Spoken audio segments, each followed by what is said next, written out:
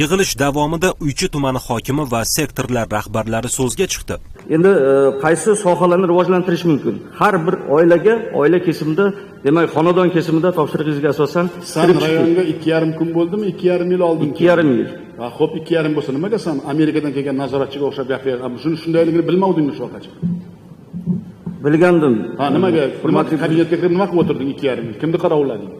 Prezident mazkur tumanda olib borilayotgan ishlardan qoniqmayotgani, u yerda odamlarning turmush sharoiti o'zgarmayotganini ta'kidladi. Ahvoling eng yomon respublikada. Respublikada Namanganda eng oxirisan. Qanday qilib sen u dargohga kiryapsan? G'o'ddagi mashina minib.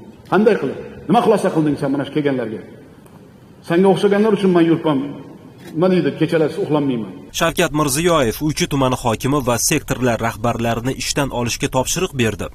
Agar imkoniyat bersangiz, mana shu ishlarni mahallabay tizimini bir uychi misolida ko'rsatib, siz oldingizda ham xalq oldida ham hech qanday imkoniyat 4 ta ishdan bo'shaysan. O'tir.